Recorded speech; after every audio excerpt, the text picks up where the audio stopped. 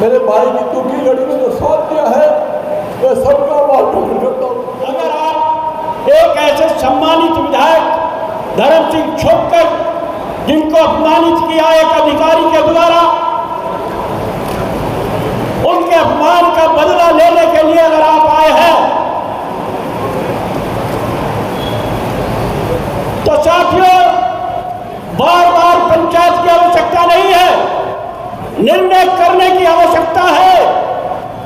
हमारे समाज के साथ बार बार हमारे समाज को अपमानित किया जा रहा है और एक अध्याय और भी जुड़ गया इसमें साथ साथ। ऐसे किसानों के मसीहा राजेश पायलट जी, जिनका किसी भी समाज से कोई विवाद नहीं था, लेकिन हछुआ गांव के अंदर इसी सरकार के द्वारा, सरकार के इंस्पेक्टर के द्वारा घर में रखी हुई प्रतिमा को उठाकर थाने में डाल दिया, अपमानित कर दिया।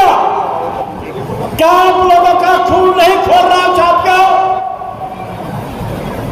73 लोग हमारे राजस्थान में गोलियों से भून दिए साथियों, जिसको हम भुला नहीं पा रहे। लंढारा रियासत जो हमारे रामप्यारी गोंदरी, जोगराज कुमार जैसे योद्धा वहां पर हुए, एक अदने से विधायक ने लात मारकर आग लगाने की बात की। इसी सरकार के द्वारा एक पक्षीय कार्रवाई की गई। हमारे विधायक का कुर्ता फाड़ने का काम किया नंदकिशोर गुर्जर का, और तड़पता फिर हो गया। लेकिन किसी भी सरकार के अधिकारियों का जिस अधिकारी के द्वारा किया गया, उसका इलाज इस सरकार ने नहीं किया सकता। उत्तर प्रदेश के मुख्यमंत्री के द्वारा गुर्जर नाम पर कालिक पोतने का काम करके हमारे इतिहास को खत्म करने का काम किया। आज वही समाज हमारा इतिहास को बर्बाद करने पर लगा हुआ है। चैलेंज कर दिया उन्होंने साथियों। क्या आप लोग भूल गए हैं साथियों इस बातों को? ऐसी पंचायत में ही तो याद किया जाता है, ऐसी पंचायत में निर्णय किया जाता है। ऐसे ऐसे योद्धा हमारे यहाँ पर बैठे हुए हैं और काम की बात है, मैं कहने में नहीं चूकने का साथियों। अगर लंढारा रियासत पर कुंवर प्रणव चैंपियन की साजिश होती है तो वहां हमारे नेता कोई दिखता नहीं। वहां भी यही संगठन के लोग, यही समाज के लोग मिलते हैं। अगर आज यहां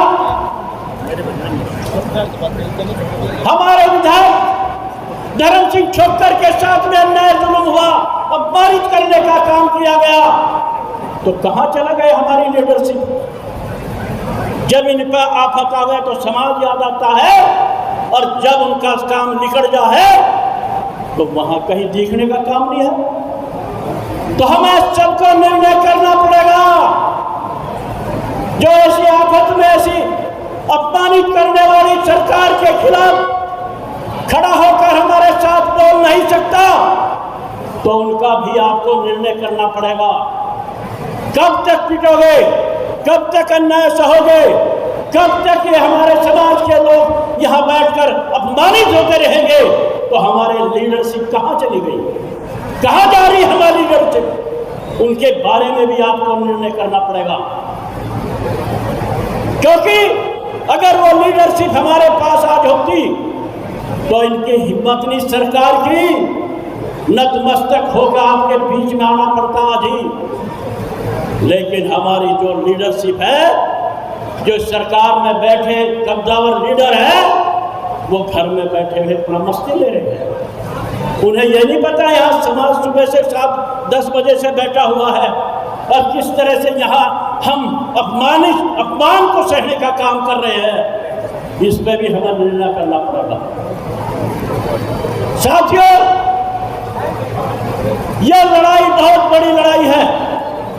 आपको चारों घेरने का काम किया जा रहा है। इस लड़ाई को निर्णायक लड़ाई बनाओ, आज ही फैसला कर लो। हमें हमारे लीडरशिप को खत्म करने का काम किया जा रहा है, हमारे समाज को खत्म करने का काम किया जा रहा है, हमारे इतिहास को खत्म करने का काम किया जा रहा है, हमारे रियासत को खत्म करने का काम किया जा रहा है। तो सबके बारे में सोच लो और एक लड़ाई लड़ लो, एक लड़ाई लड़ लो। बार बार की लड़ाई की आवश्यकता नहीं है, एक लड़ाई लड़ लो साथियों। क्या आप लड़ने को तैयार हो साथियों? क्या लड़ने को तैयार हो? भाई ढिल्ले हो रहे, कोई लड़ने को तैयार नहीं है, मुझे नहीं लगता कोई लड़ने को तैयार नहीं है। छोले चावल खाने के लिए आए थे क्या यहाँ? इस लड़ाई को लड़ने के लिए अगर आए हैं तो हल्ला मचा कर कहो, क्या लड़ने के लिए आप लोग तैयार हो? क्या लड़ने के लिए तैयार हो? हमारा दुश्मन कौन है, इस पे हमें पहचान करनी पड़ेगी। कौन सी सरकार हमारा इलाज कर रही है? कोई डरने की बात नहीं है। सरकार जनता बनाने का काम करती है।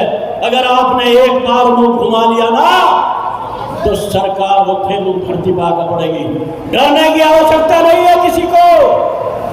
तुम ताकत हो, सरकार को बनाने की ताकत रखते हो और सरकार को धूल मिलाने की ताकत भी आप लोग रखते हो। तैयार हो इसके लिए? निर्णय करना पड़ेगा साथियों।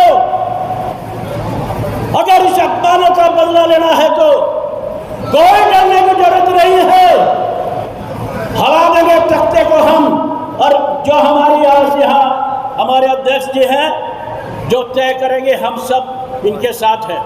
लेकिन निर्णय ऐसा कर लियो कि बार बार छोले चावल खाने की जरूरत नहीं है।